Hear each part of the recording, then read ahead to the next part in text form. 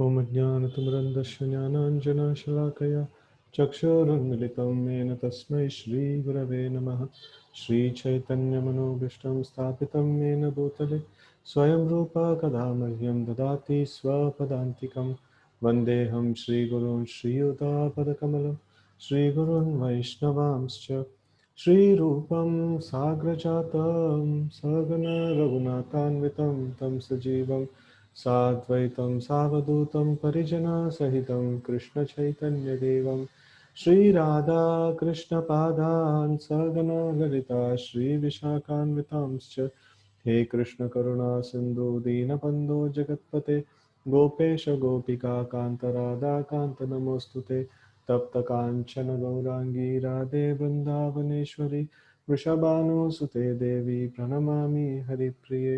वाञ्छाकल्पतरुभ्यश्च कृपा सिन्धुभ्यैव च पतितानां पावनेभ्यो वैष्णवेभ्यो नमो नमः।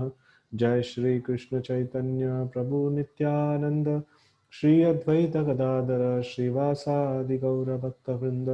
हरे Krishna Krishna Krishna Hare Hare Hare Ram Ram Ram Hare Hare. So today we are going to see the first of the Chaturshloki Bhagavata shlokas, right? And generally these shlokas have a lot of purport, and we'll see like how fast we can finish them. And anyway, we are not in urgency of finishing, but this is a very, very important set of slokas. This is this forms the basis of the entire Srimad Bhagavatam that we have with us. Original four shlokas, which is spoken by the Supreme Lord Himself. So, 933 of the second canto. Ahameva samevagre nanyad yat sad asat param paschad aham yadetacha yo vasishyeta sosmeham. Brahma, it is I, the personality of Godhead, who was existing before the creation, when there was nothing but myself, nor was there the material nature, the cause of this creation. That which you see now is also I, the personality of Godhead, and after annihilation, what remains will also be I, the personality of Godhead. So it's a very, very important philosophical, this one, that the Lord says that I only existed before the creation, and during the creation, whatever you see, it is all me. And like after the annihilation, what remains is me, right? So this is, we have seen it in many times, this particular aspect of the Lord, the person and the energy, the Lord and his energies. The whole creation is nothing but the Lord and his energies. And at any given point in time, who is that one single independent entity that exists? That is the Supreme Lord, right? So who are we then? We are all part and parcel of the Lord, or energy of the Lord. So we don't have any independent existence separate from the Lord, right? So that's the main aspect. So when the Lord says it is I, the only person who existed before the creation, so that time the material creation was not manifest. This is in connection to the material world, not in connection to the spiritual world. So it's in connection to the material world. So everything that exists, the Lord says it is the before the creation. So it's the Lord is the only person in the material sky, and nothing else was there. And then during the creation, now everything is manifest. And what is this manifested thing all around us? The material nature is energy of Lord. We are energy of Lord, and everything that we see is is some portion of the Lord, some energy of the Lord. So the energy is different from Him, but still, who exists if we ask? Like it is only the Lord that exists. No, all of us are just the energies of the Lord, right? So we don't have an individual identity, no, separate from the Lord. No, we cannot. It is not possible to explain us without the Lord. It is not possible to explain this nature without the Lord. So that is the most what is that astonishing thing, is to see that this material scientist managed to explain this world without reference to the Lord. It's very, very, very, what do you say, like kind of foolish, or the most ignorant kind of this one, that you can you can explain a particular, explain the whole nature without the existence of Lord, without reference to Lord. So, here we see that the only entity that exists is the Supreme Lord, whether it be the before the creation or during the creation and after annihilation of this creation. So what was always there is only the Supreme Lord, right? So now let's get into the purport. So the same thing will be like very nicely and elaborately explained by Prabhupada in the purport. Let's see how it goes. So we should note very carefully that the personality of Godhead is addressing Lord Brahma and specifying with great emphasis himself, pointing out that it is he, the personality of Godhead, who existed before the creation. It is he only who maintains the creation, and it is he only who remains after the annihilation of the creation. Brahma is also a creation of the Supreme Lord. The impersonalist puts forth the theory of oneness in the sense that Brahma also being the same principle of I, because he is an emanation from that I, the Supreme, the Absolute Truth, is identical with the Lord. The principle of I, and that there is nothing more than the principle of I as explained in this verse. So for Mayavadis and impersonalists, this is a very amazing sloka. So they will say, okay, fine, no, everything that exists is Lord only, and you are Lord, I am Lord, everything is Lord. So they don't have this idea of Shakti and Shaktiman. So we are energy and the Lord is energetic. And he is, Brahma is creation of the Lord, but still the Lord is saying like everything that exists is me only. So then what is Brahma then? It is energy of Lord, right? So that's the way to understand. So accepting the argument of the impersonalist, it is to be admitted that the Lord is the creator, I, and that the Brahma is created I, that is dependent I. So when I say like, no, I am a man or I am a person. So what is this I am means? So I am the energy of Lord is a person here, no? So it is, I don't have an individual existence without reference to the Supreme Lord, like that. So it is like heat and light.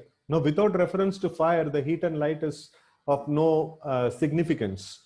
No, we have some light here. So because there is a huge kind of combustion that is there in the sun. So because of that, light is there, and we have light that is generated by the tube light and things like that. So there is also a sort of combustion and sort of this one ignition of fire that is there. So which produces the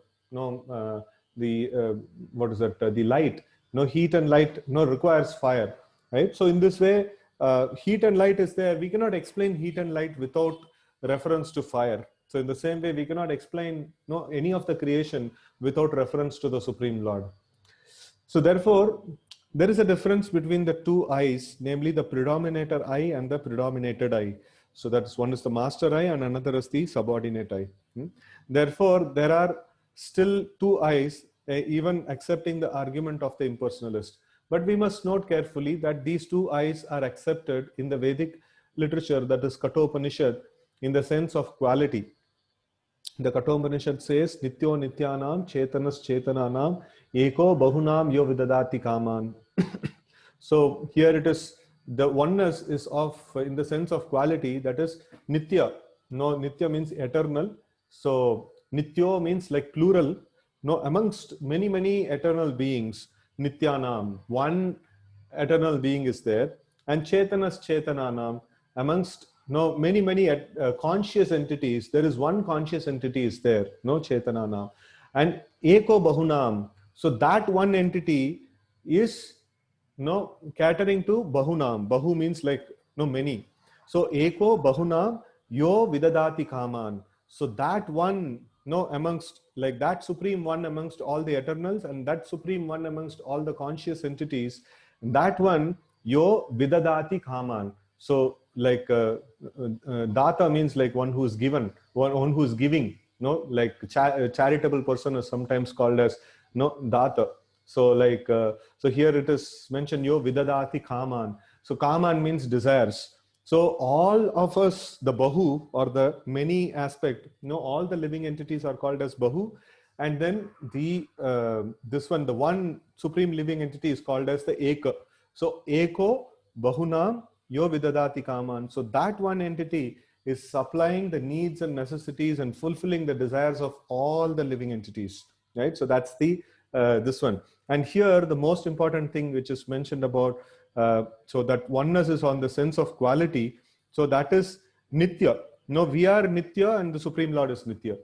And we are conscious and the Supreme Lord is conscious.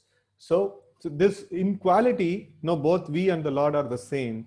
But in quantity, we can only desire. But then the Lord is the supplier of all the desires. So, no, that way, like, no, the quantity is like, no, there is complete difference that is there. So this is simultaneous oneness and difference, no, between the Lord and us. So we are one in quality, no, both us and the Lord are eternal, both us and the Lord are conscious. But then we can desire, we can only desire, no, kaman, and the Lord is the, no, like fulfiller of the desire. So he's the only person who can fulfill, no, all the desires of all the living entities, right? So that's the definition. That's by definition. So this oneness, if we accept that we and the Lord are same, yeah, we and the Lord are same in terms of quality, but in terms of quantity, we are different. No, in terms of the functionality, we are different, right? So the creator I and the created I are both accepted in the Vedas as qualitatively one, because both of them are Nityas and Chetanas. But the singular I is the creator I, and the created I are the plural number, because there are many I's like Brahma and those generated by Brahma. It is a simple truth. The father creates or begets a son, and the son also creates many other sons, and all of them may be one as human beings. But at the same time, from the father, the son, and the grandsons are all different. So the son cannot take the place of the father, nor can the grandson simultaneously. The father and the son and the grandson are one and different also. As human beings, they are one, but as relatives, they are different. Therefore, the relatives of the creator and the created, or the predominator and the predominated, have been differentiated in the Vedas by saying that predominator I is the feeder of the predominated I's. And thus there is a vast difference between the two principles of I. So anyway, we know this is a little technical explanation of with the word I. So, but when we saw the shloka in Independence, like we saw that Nityo Nityanam, Chetanas Chetananam, Eko Bahunam Yo Vidadati Kaman. It's a very, very important shloka in terms of understanding this principle. So that the Lord and we are qualitatively same. That is, the Lord is Nitya, we are Nitya, and the Lord is Chetana, and we are also Chetana. So, no, like, but then the Lord's capacity is different, our capacity is different. So that's exactly the point you mentioned. And Prabhupada is using the example of son, the father, son, and grandson. So father, son, and grandson all can be called as human beings. No, all are human beings. But in terms of relation, no, are all the same? No, they are not the same, right? So in the same way, like we are spirit and the Lord is spirit. No, we are conscious, the Lord is conscious. We are eternal, the Lord is eternal. So, but then can we say like we and the Lord are same? No, we cannot, because like Lord is the supplier of the desires of every living entity, and we can only desire, and no, we cannot do anything. No, we need the support and help of the Lord at every sphere of life, right? So that's the conclusion of that. Okay. In another feature of this verse, no one can deny the personality of both Lord and Brahma. Therefore, so the one aspect here is that ego bahunam yo vidadati kaman. Kaman means desire. Who has desire? No, any inert object or any weird objects can have desire. No, a person should be there to desire. No, without a person, without a personality, how come the desires come? So this shloka very nicely explains that eko bahunam yo vidadati kaman. That means all these living entities, all of us have desires. That means all of us have an individuality. All of us have a personality, right? And then the Lord is another personality who is capable of fulfilling all our desires, right? So in this way, like we can see that the Lord is a person, we are a person. The Lord is an individual and we are an individual. And the most important aspect is Nityo Nityanam. No, amongst all the eternal beings, the Lord is the supreme eternal being. That means we are not supposed to be merged into the existence of Lord and lose our eternality. We are eternal all the time. No, as our person, no, we are all the time eternal. We are all the time existing, and the Lord is also all the time existing. Right. So there is no merging, no of I will merge in the existence of the Lord and I lose the identity and things like that. That's all bogus. No, that doesn't happen. So here we see further in the another feature of this verse, no one can deny the personality of both the Lord and Brahma. Therefore, in the ultimate issue, both the predominator and the predominated are persons. This conclusion refutes the conclusion of the impersonalist that in the ultimate issue, everything is impersonal. This impersonal feature stressed by the less intelligent impersonalist school is refuted by pointing out the predominator I is the absolute, and that he is a person, and the predominated I, that is the Brahma, is also a person, but he is not the absolute, right? So there is one absolute I is there. No, there is an absolute person. I means here we can take it as person. So there is an absolute person is there, and there is a dependent person is there. No, that is Brahma. So even in this conversation also, it is very, very clear that a person who is speaking, he is absolute. No, the Supreme Lord is speaking. And the person who is listening, that is Lord Brahma, he is dependent entity, right? So for realization of oneself in spiritual psychology, it may be convenient to assume oneself to be the same principle as the absolute truth, but there is always a difference between the predominated, that is the absolute, and predominator, that is the dependent, right? So this is the way, like, no, we can actually understand this particular principle. And then there is a difference. Definitely there is a difference between the Supreme Lord and the dependent living entities, right? And okay, but there is always a difference of the predominator and predominator, as clearly pointed out in this verse, which is grossly misused by impersonalists. Brahma is factually seeing face to face his predominator Lord, who exists in his transcendental eternal form, even after the annihilation of the material creation. The form of the Lord, as seen by Brahma, existed before the creation of Brahma, and the material manifestation with all the ingredients and agents of material creation are also energetic expansions of the Lord. And after the exhibition of Lord's energy comes to close, what remains is the same personality of Godhead. So this, as a historical event, if we take this thing, so where are we right now? So we are right now in such a scenario where Brahma is born, and Brahma is bewildered what to do. Like, no, everything is empty all around him. And then he is hearing this word tapa, and he is performing austerity, and he pleases the Supreme Lord, and the Supreme Lord arrives in the scene. So now at this junction, there is no material creation that has happened. No. So still Brahma is the beginner of the material creation, and till now no material creation has happened. And if Lord is giving darshan to Lord Brahma, and the Lord is not created by Lord Brahma, and he's seeing the second person, that is the Supreme Lord, it's very clear the Lord is not part of the material creation. No, Lord is beyond the material creation, right? So that's a very, very important thing that we need to understand. So sometimes people say, oh, Lord is also born just like any living entity. No, he is not born just like any living entity. He is beyond the material creation. No, he existed before the material creation even commenced. No, that's a very important aspect from here to understand. Okay, so where were we?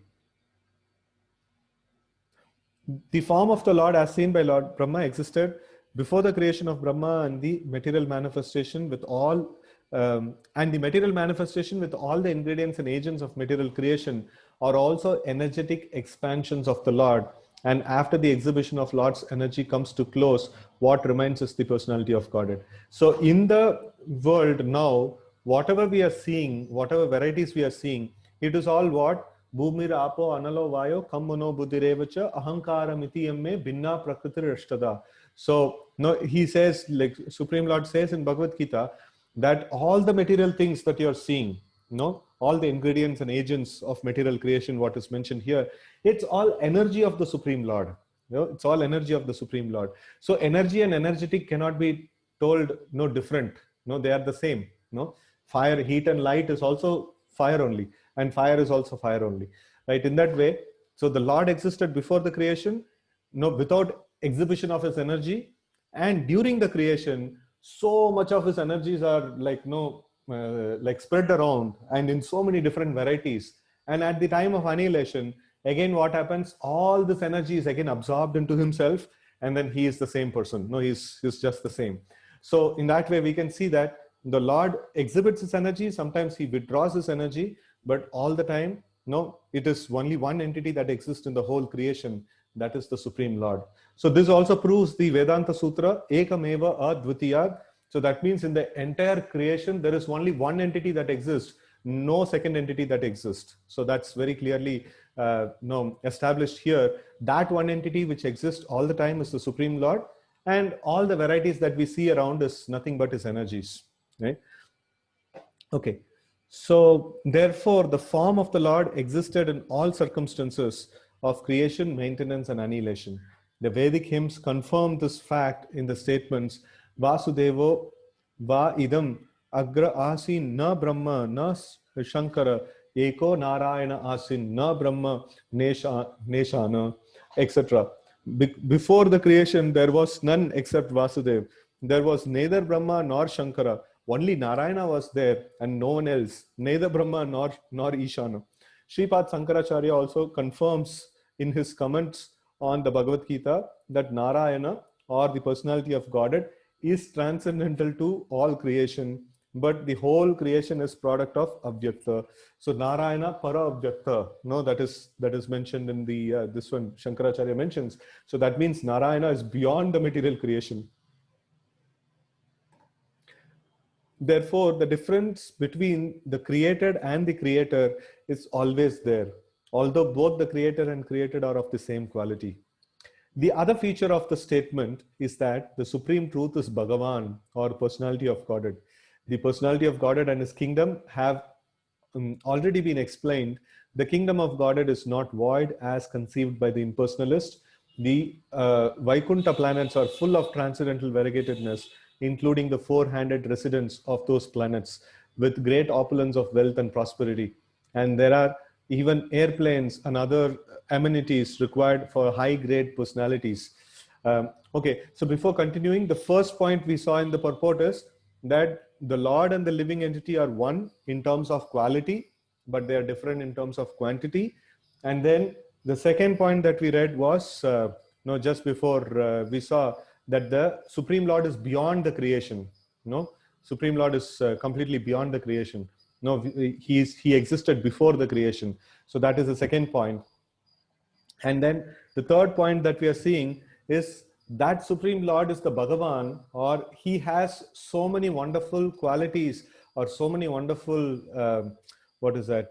varieties. And Bhaga means like qualities, opulences, and Van means like possessor of the opulences.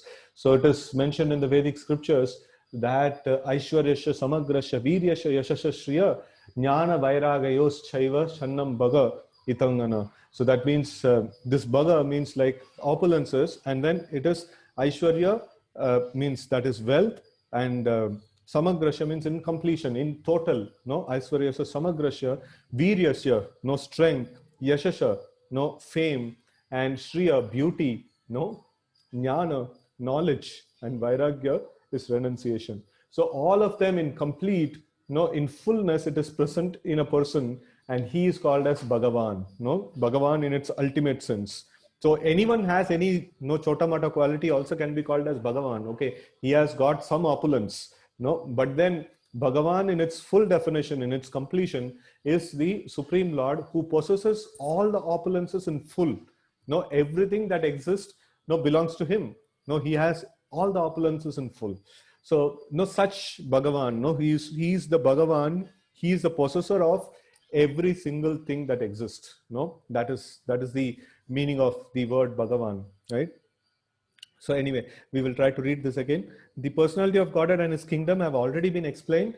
The kingdom of Godhead is not void as conceived by the impersonalists, right? So it is not, the Lord is not, Lord is not devoid of qualities. Lord is having immense qualities, and his kingdom is having many more varieties than what we have in this material world, right?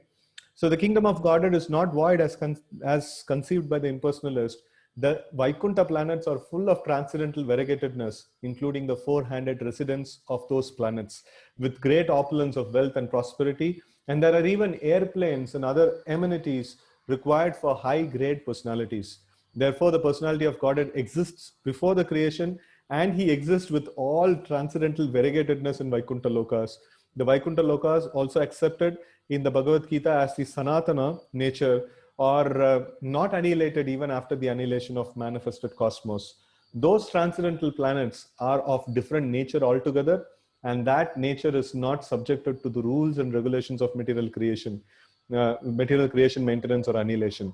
The existence of the personality implies the existence of Vaikuntha Lokas, as the existence of king implies the existence of the kingdom. So this is very important. So now again we'll revise. The first point that we saw is the oneness between the Lord and the living entities. The oneness is in terms of the quality, and we are different in quantity. And second thing that we saw was the Lord is beyond the material creation. And third thing that we saw was Lord is not just an entity that is existing beyond the material creation. He is Bhagavan. He is having so many wonderful qualities, and his kingdom, just before this Chaturshloki Bhagavatam, just before Brahma had to do all these things, he also saw the Vaikuntha Loka. The Lord actually showed the display of Vaikuntha Loka to Lord Brahma, right? So in that way, here Prabhupada very nicely gives the logic. King, the existence of king implies there is a kingdom. It is not that he's just existing in a platform or something like that. Or on the streets, he's just loitering on streets. King is there means there is a kingdom. So in the same way, the Lord is there means there is Lord's kingdom, that is Vaikuntha is there. It is not part of the material creation. That is not what Brahma is going to create. Brahma is going to create something material, but Lord is there. Lord's kingdom is there, and there are people are there, and there are varieties are there, and all those things are shown to Lord Brahma just a while before, in the same chapter.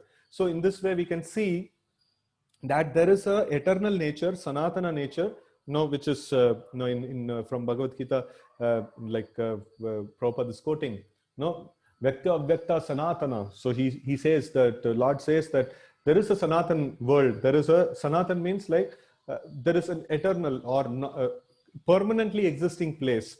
The material world is not a permanently existing place. The material world is not Sanatana. So material world is temporary, right? So this Vaikuntha Loka is not a creation of the material, material creation by Brahma. It is beyond the material existence. As the Lord is beyond material existence, the Lord's qualities, the Lord's planet, Lord's kingdom, everything is beyond the material creation. So these are the things that we saw till now. We'll continue. In various places in Srimad Bhagavatam and in other revealed scriptures, the existence of the personality of Godhead is mentioned. For example, in Srimad Bhagavatam 2.8.10, Maharaj Parikshit says, Sa chapi yatra purusho vishwasthiti ubhavapyaya muktvatma mayam mayeshaha sete sarva guhashayah. How does the personality of Godhead, the cause of creation, maintenance and annihilation, who is always freed from the influence of illusory energy and is the controller of the same, lie in everyone's heart? Similar also is a question by Viduras. Tatvanam bhagavams tesham katida pratishankramaha tatremam ka upashiran ka u swid anuserate. So this is 3737. Sridhar Swami explains in this notes, explains this in his notes. During the annihilation of the creation, who serves the Lord lying on the Sesha, etc. This means that the transcendental Lord, with all his name, fame, qualities, and paraphernalia, exists eternally. The same confirmation is also in the Kashi Kanda of the Skanda Puran, in the connection with Dhruva Charitra. It is said, Na chanvathe pi yad bhakta mahatyam pralayapadi ato achyuta kile loke Sa eka sarvago vyayah. Even the devotees of the personality of Godhead are not annihilated during the period of the entire annihilation of the material world, not to speak of the Lord himself. The Lord is ever existent in all three stages of material change, that is creation, maintenance, and annihilation. So that means the Lord is not always ever existing. And here it's, in the Sridhar Swami's, this one also we can see, during the annihilation of creation, who serves the Lord lying on the sesha, etc. So that means, when this one, it is not only the Lord is existing before the creation. So the Lord is a king, and king is always served by his assistants and like associates and people like that. So that means, beyond this creation, not only just the Lord and his associates, that is the devotees, they exist beyond the creation, right? So that's the most powerful aspect that we can actually see here.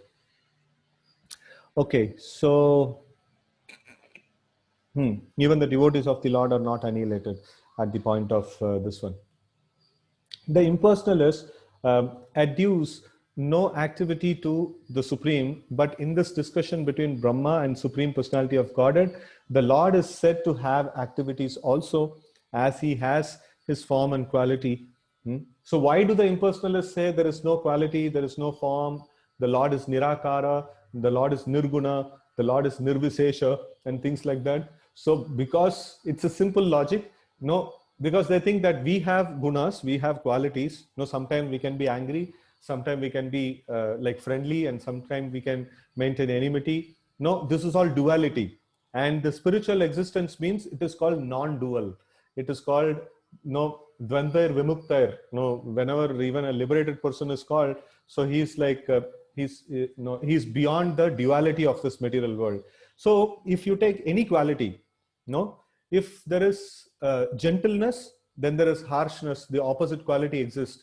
And then if there is soft, then there is hard, the opposite quality exists. So any quality you take, it will have its opposite counterpart. If you are angry, then there is mild, that quality exists. So then how can you attribute any quality to the Lord? If you attribute any quality to the Lord, so that means the Lord also becomes dual. So if he is angry person, then how can he be mild person? If he's soft person, how can he be hard person? If he is very merciful, how can he be like very merciless?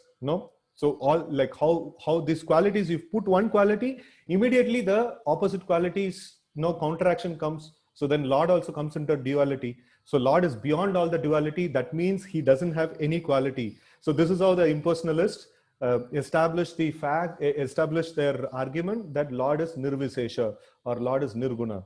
But then the Vaishnavas, like they give the explanation saying Lord has all the qualities simultaneously. Lord has all the qualities simultaneously. So how is that? Lord is very, very harsh with the demons. Lord comes to kill the demons. Lord is very harsh with them. So, but then, he's also very merciful towards the demons. How can somebody be harsh and be merciful and be like all good and things like that? Yes, if the Lord is killing the demon, it is for the benefit of the demon. Lord is doing anything with anyone, it is for the benefit of that living entity. So in that way, Lord has all the qualities possible.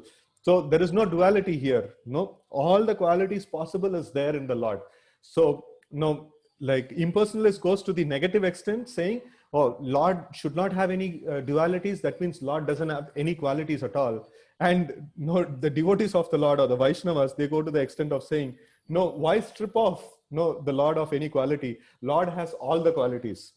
He is simultaneously very harsh, he is simultaneously mild, he is simultaneously merciful, he is simultaneously merciless, he is simultaneously every aspect, whatever you can think of, everything is there in the Lord. There is no, there is no kami, there is no shortfall in the Lord. Everything that you can conceive of has an origin in the Lord. So that is the whole this one of the Lord's personality. So it is very difficult for the impersonalists to accommodate such a complex entity, and they just want to simplify the whole equation, saying why take so much tension of conceiving a personality who's having all this variety? Just tell that Supreme Lord is without any quality, without any form, without anything. No, that's very simple. Like, no, logic is over. So they just want to take a shortcut like that, but that's not the reality, right? So, okay, the activities of Brahma and other demigods during the maintenance of the creation um are to be understood as the activities of the Lord, because the Lord is saying, I am the only one existing even during the creation, right? So activities of everyone should be taken as the activities of the Lord. So the Bhagavad Gita very clearly says, Prakrite kriyamanani gunai karmani sarvasaha ahankara vimudatma kartaham iti manyate. So Prakriti or material nature is doing everything, no? And like only out of ahankar, no, like a person is thinking, I am doing things. So then Prakriti is doing, then what am I doing? No, that is one question may come, so that we will answer. So, but then we'll see another connecting shloka in this. Daivi hesha gunamai mama maya duratyaya mameve prapadyante maya metam tarantite. So this Prakriti is not just simply doing. No, on Prakriti is doing what the Prakriti is doing, whatever the Lord wants. Daivi hesha gunamai mama maya duratyaya. So ultimately speaking, every single action that is happening by the will of the Lord. No, without the will of the Lord, nothing can happen, right? So in this way, like we can understand the actions, activities of all the devatas, all the material creation is actually actions of the Lord only. No, he is the only one person who can perform any action. No one else can do any action. So what is that I have? So in the previously, like we saw that shloka, so nityo nityanam chetanas chetananam eko bahunam yo vidadati kaman. So I have the desire, and the action is what? Action is done by whom? Action is done by the Supreme Lord. No, I cannot do an action. For example, if somebody wants to kill someone, he can only desire.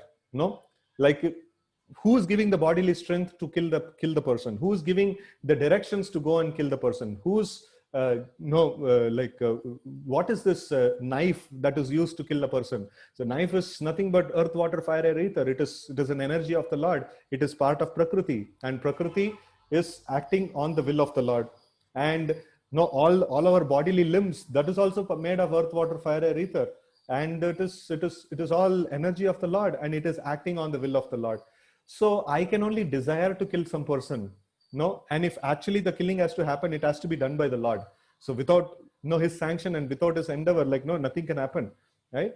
So in that way, we can understand everything that happens in the world is fully the actions of the Lord. No, it's fully the actions of the Lord. So in this way, we can actually conclude that the Lord is the only person existing, and the Lord is the only person who's acting. So we in between, we are living entities, we have desires, and Lord fulfills our desires, but we cannot possibly act in any way. No, we can only desire. So we cannot do any action. No, action is only done by the Supreme Lord, through the agency of material nature in the material world, right? So, okay, so the king or the head of or the head executive of a state may not be seen in the government offices, for he may be engaged in royal comforts. Yet it should be understood that everything is being done under his direction, and everything is at his command. The personality of Godhead is never formless. In the material world, he may not be visible in his personal form to the less intelligent class of men, and therefore he may sometimes be called formless. But actually, he is always in his eternal form in his Vaikuntha planets, as well as in other planets of the universes as different incarnations. The example of the sun is very appropriate in this connection. The sun in the night may not be visible to the eyes of the men in the darkness, but the sun is visible wherever it has risen. The sun is not visible to the eyes of the inhabitants of a particular part of the earth does not mean that the sun has no form, right? So the Lord exhibited his form in terms of his incarnation, and the Lord is, even we can perceive the existence of Lord now also by seeing the natural phenomena. Everything is following a particular rule, particular code of conduct, and it is because there exists the Supreme Lord, and out of fear of him, everything is going on in its natural course. And the sun example is also very nice. And sometimes Srila Prabhupada gives an example of you're looking through a window and you're seeing a car is passing by. So, and after the car passes by your window, You cannot say that car ceases to exist. No, car just passed by your window and that time you were able to see. So when it crossed your window, after that you don't have the bandwidth to see the car. That doesn't mean the car is not existing. So in the same way, if you're not seeing the Lord right now, it doesn't mean the Lord is not existing. No, in the night time, if you're not able to see the sun, it doesn't mean the sun is not existing. No, sun exists, but it's existing somewhere else and you will not be able to see that right now. So when it is rising, that time you can see. So in the same way, the Supreme Lord is also the same way. So though the Lord is not visible now, so we can very safely conclude that the Lord has a form and Lord is existing. So in the Brahad Aranyaka Upanishad, there is the hymn Atmai Vedam Agra Asit Purusha Vidaha. This mantra indicates the Supreme Personality of Godhead Krishna even before the appearance of Purusha incarnation. In Bhagavad Gita 15:18, it is said that the Lord Krishna is Purushottama because he is the Supreme Purusha. Purusha means, like always we should understand, it is the three personalities. That is the Garbhodakashaya Vishnu, Mahavishnu, that is Karanodakashaya Vishnu, Garbhodakashaya Vishnu, and Shirodakashaya Vishnu. So they are the ones who are called as Purusha, and Krishna is called as Purushottama. No, he is the master of all these Purusha incarnations, right? So transcendental even to the Purusha Akshara and the Purusha Purusakshara. So Purusha Akshara means the Supreme Lord. The Purusha, or the Purusha means master in one sense. Like Purusha Akshara means like that Lord who's that is the Lord. No, that is denoting to the Lord all the three forms that we mentioned. And Purusha Shara means like that. No, we are all thinking in this world to be the Purusha or master. So that is called as a Purusha Kshara. So that is that Purushas who are thinking that they are Purushas, they are not permanent. Kshara means like that which can deteriorate. No, Akshara means that which cannot deteriorate. Right? So Purusha Akshara means that is the Supreme Lord, and Purusha Kshara means that is the living entities. Right? So the Akshara Purusha or Mahavishnu throws his glance over Prakriti or material nature, but the Purushottama existed even before that. The Brihad Aranyaka Upanishad therefore confirms the statement of Bhagavad Gita that the Lord Krishna is the Supreme Person Purushottama. In some of the Vedas, it is also said that in the beginning, only the impersonal Brahman existed. However, according to this verse, the impersonal Brahman, which is the glowing effulgence of the body of the Supreme Lord, may be called the immediate cause, but then the cause of all causes, or the remote cause, is the Supreme Personality of Godhead. So, some of the Vedas, it is mentioned, the impersonal Brahma Jyoti is the source of everything. But then, Krishna very nicely mentions in Bhagavad Gita, Brahma nohi pratishtha aham.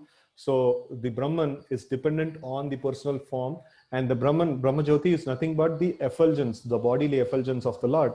So, in that way, it is very known.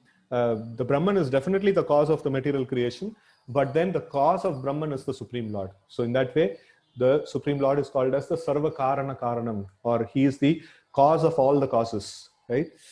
So the Lord's impersonal feature is existent in the material world because by material senses or material eyes, the Lord cannot be seen or perceived. One has to have spiritualized these senses before one can expect to see or perceive the Supreme Lord. But he's always engaged in his personal capacity, and he is eternally visible to the inhabitants of Vaikuntha Loka face to face.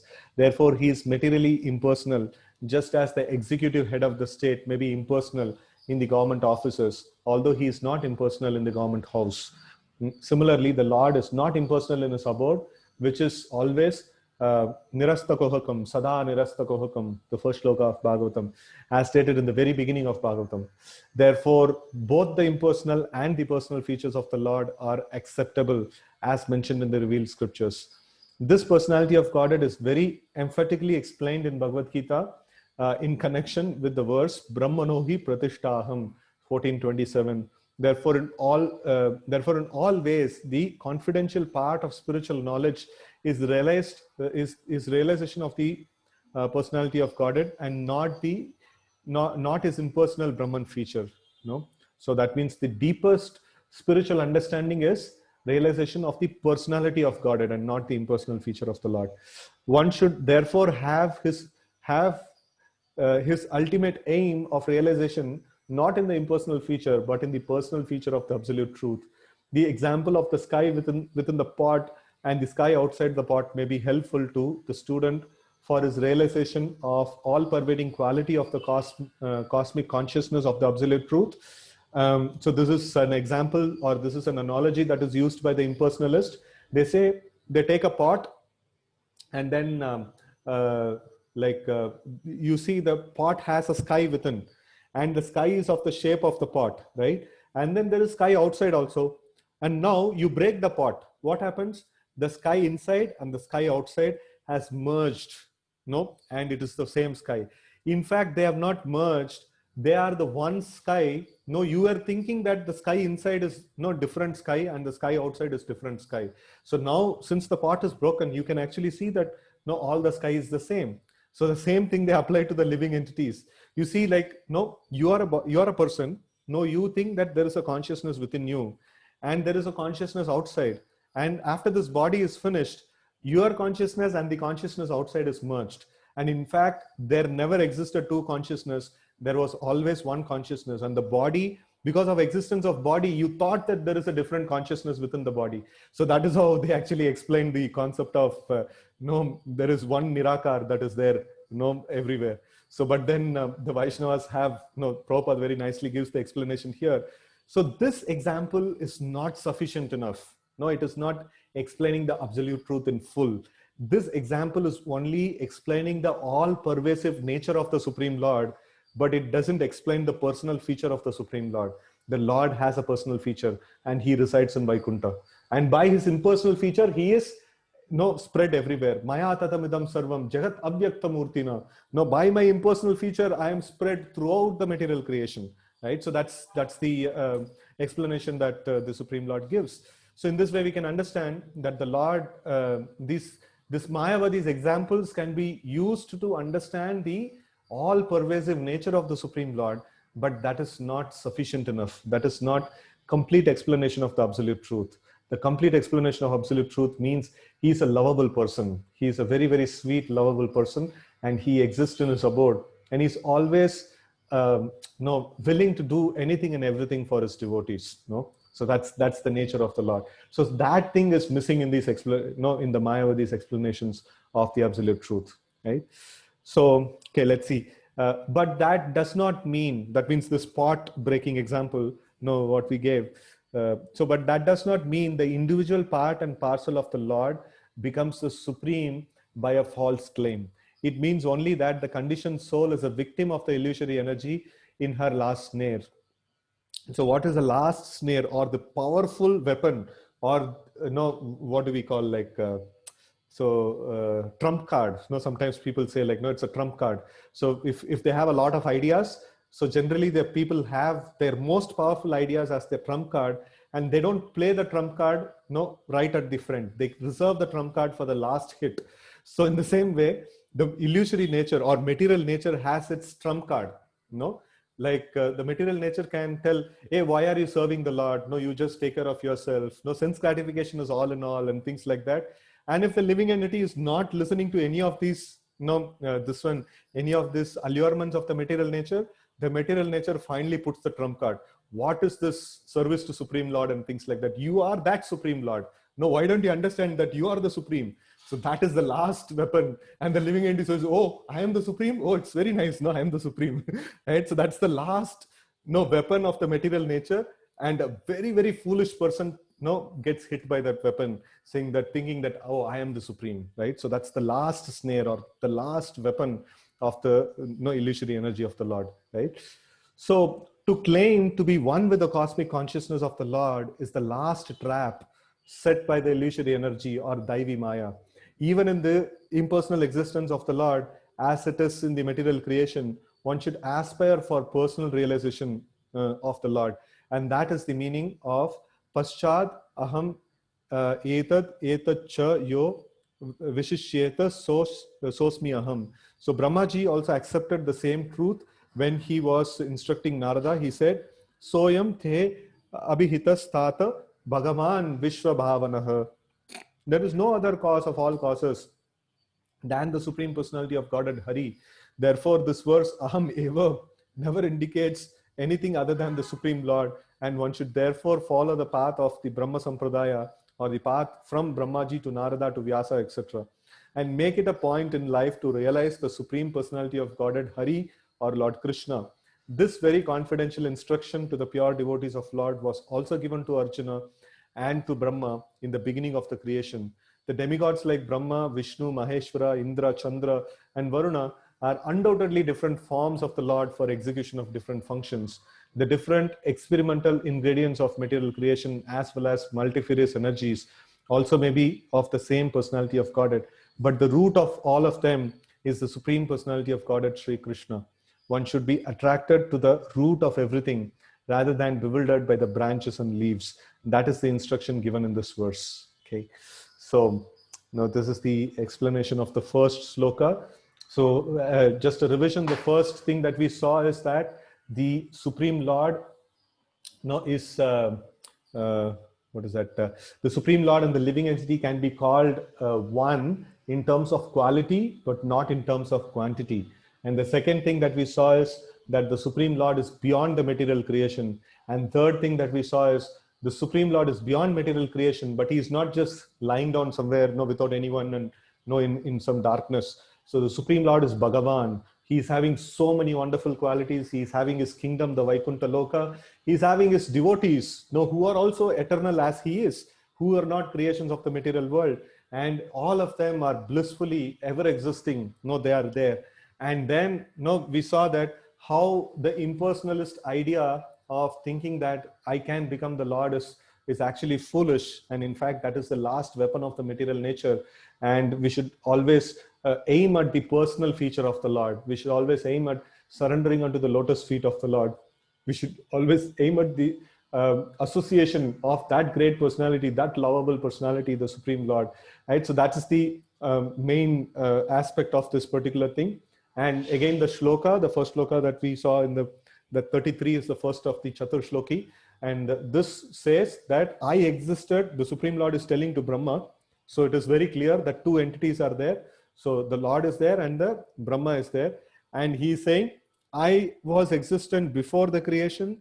During the creation, whatever you see, everything is me only. And after the creation, what remains is me only. Right? So that's the whole this one. That's the explanation of what is it? This particular shloka, that there is Brahma is there is the Supreme Lord is there, but then the Lord says, I am the only one existing. And that's because Brahma is nothing but his energy, and all the ingredients of this world is nothing but his energy. And this energy is sometimes manifested and sometimes wound up. So in the wound up state, it is the Lord that he exists. And in the manifested state also, it is the Lord that he exists. And that's the Vyakta and Avyakta state. So both the states, it is the Lord, only the Lord that exists everywhere. And the living entities, they are energies, they are wound up. But though if they are wound up, they can rest in the body of Mahavishnu. They never merge in the body of Mahavishnu. So again, in the next creation, they're all given the bodies by the next Brahma, whoever comes. So he'll give the bodies to all the living entities again. So there is no merging of the living entities there. And still, it is the Lord is the only person that exists in the entire creation. So this is the explanation. It's quite technical. It is the root of all our philosophy. Just a minute, some airplane is crossing.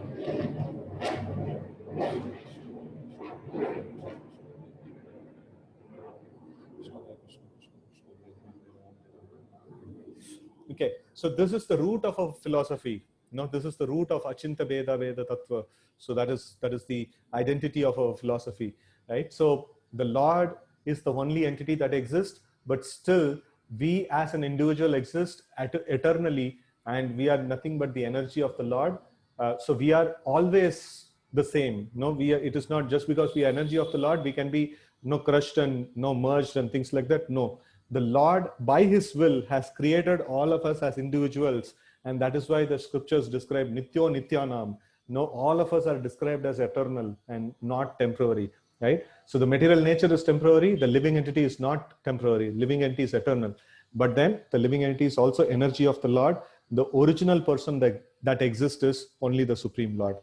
So I know this is quite a technical topic. If anyone has any questions or anything like that, you can post it personally to me. I can answer them. So it's a very, very essential aspect to understand in the Krishna conscious philosophy, right? So next 34, 35, 36, covers the rest of the Chaturshloki Bhagavatam, so that we will see, as we can cover in the further sessions, right? So thank you all very much again for joining and taking part in this Bhagavatam reading. It's quite purifying, and it is, it's a very, very amazing sadhana that we are doing, that every single day, we are joining together for listening to Srimad Bhagavatam. It's very, very pleasing to the Lord, right? Grantaraj Srimad Bhagavatam ki jai, Gaur Bhakta Vrinda ki jai, Srila Prabhupada ki jai. Hare Krishna.